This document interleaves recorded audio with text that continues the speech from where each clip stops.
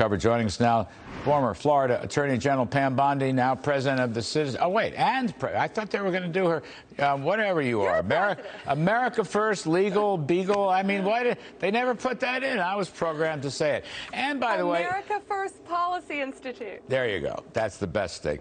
And an old friend of mine, David Bossie, president of Citizens United. So we got two really highfalutin political panelists. So I want to ask you, Pam Bondi, I'll start with you. Mr. Biden and Mr. Fauci say no lockdown, et cetera, schools, business, jobs, the whole 9 yards. You believe them? No, they're trying to create fear, Larry, in the American people, what they have been trying to do. That's what they've been trying to do, create fear for many reasons. One, it's the socialist agenda. They want us to become dependent on them, stay dependent on them. They want American jobs to suffer, and they will. They want us to go on shutdown, lockdown again.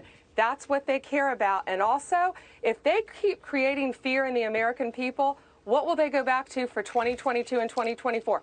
They want universal mail-in ballots. And Dave Bossie and I were on the ground together the day after the election, and we saw the harm that that can cause. Yeah, that's an interesting angle and probably a very important one. I think also, Pam, and I say this to David too, besides this election shenanigans, they might, if they have the shutdowns, which make everything worse, and particularly the economy worse, they'll use that as an excuse to keep on spending. We'll have more emergency relief bills and then more inflation. So the catastrophe continues. But I will say, so far, they haven't gone that way. But you know who's my favorite crazy person on this day, Bossie? I don't know if you followed New York politics. It's a wondrous thing, New York politics.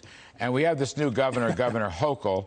So the news breaks of this Omicron in South Africa. And within a day or so, she declares an emergency in New York. An emergency based on nothing, no proof, no evidence, no nothing. But she says, hospitals, no more elective surgery, which could mean, you know, cancer and things like that, some very serious stuff. And so we went and looked at some numbers, and in New York State, the whole state, 3,000 people have COVID cases, 3,000 people. There are 60,000 hospital beds. So we have 3,000 hospitalized COVIDs and 60,000 beds throughout the state. And she's calling for an emergency. So that's the kind of dumb, stupid thing that I guess we could expect more of.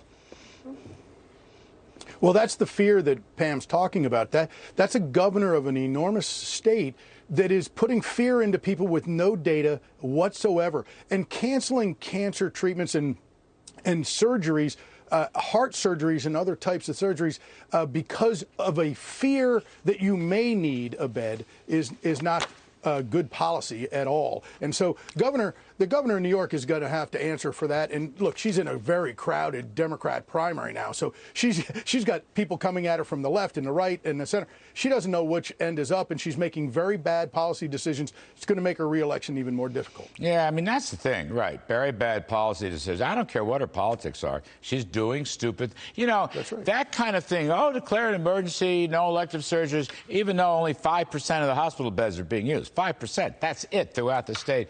That's like crying fire in a movie house. And I don't think people appreciate that anymore, Pam Bondi. You know, okay, we learned a thing or two, I think, in 2020 and 21 about dealing with pandemic and all the virus strains. We learned a thing or two. This Governor Hochul has not. You'd think she would. No, and Larry, you're in New York. David and I'm sure David's been to New York. We're all in New York. We've seen what it's done to the businesses, the devastating effect on the economy of New York. Why would a governor who cares about her state, cares about the people, would want to create such fear again and go into a state of emergency? Cancel surgeries, as Dave said, could help children, cancer patients, so many different things. Elective surgery isn't frivolous. Elective surgery could be reconstructive surgery after cancer, many, many things. But the shopping at Christmas time, at the holidays, during Hanukkah, everything that she could do to create fear and damage the economy of her own state could be devastating. Yeah. And why she would do that is really beyond me.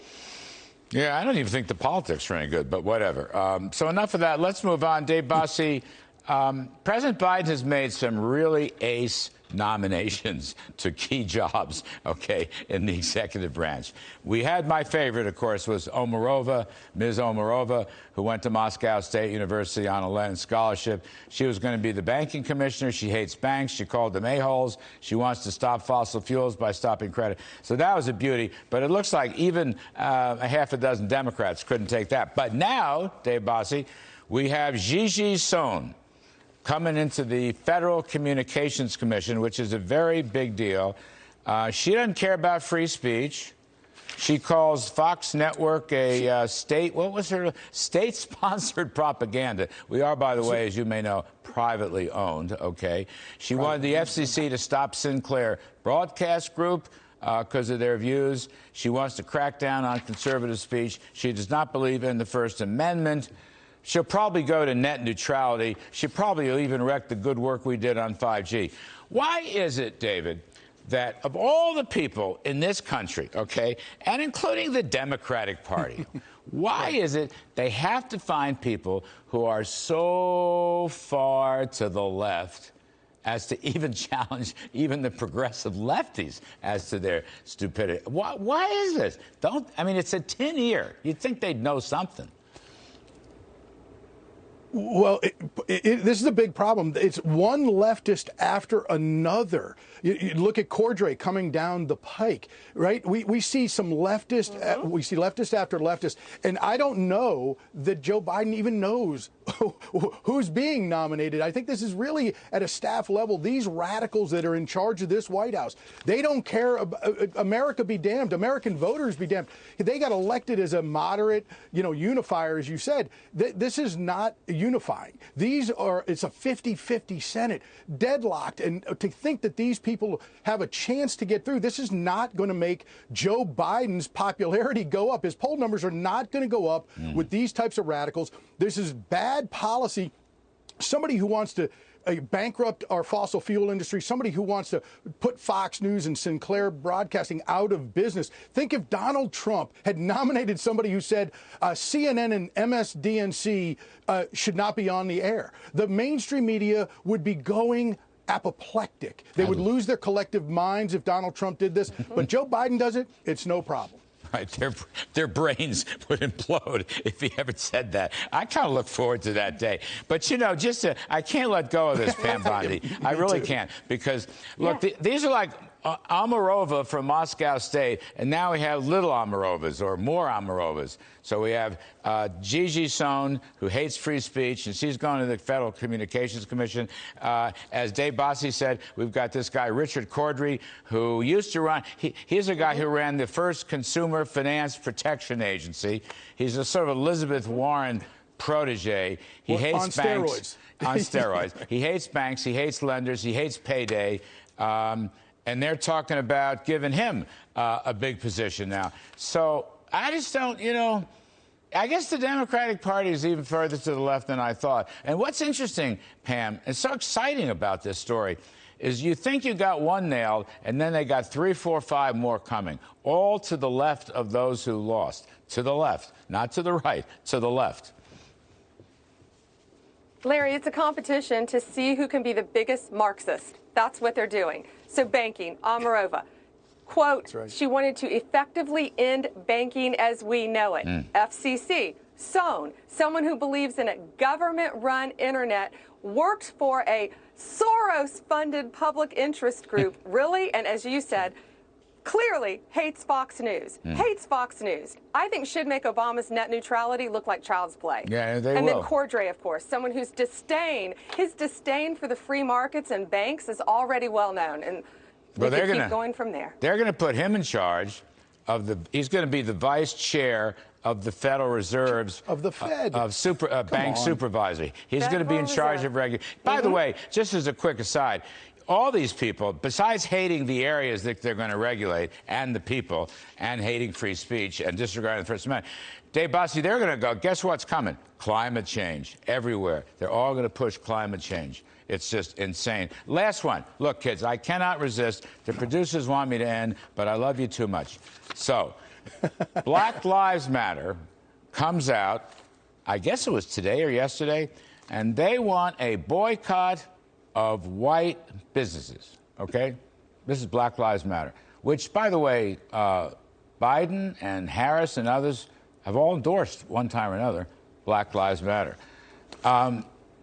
So, David, I don't. What's a white business? I guess they mean ownership. But suppose a white business is in a black or minority neighborhood, and all the people that are working for them are minorities, making good money, or the customers are minorities, and they need the store. So Black Lives Matter says, no, shut them down. You have to help me on this. I don't get it. Well, and I need a little bit of help too, because this is disgraceful.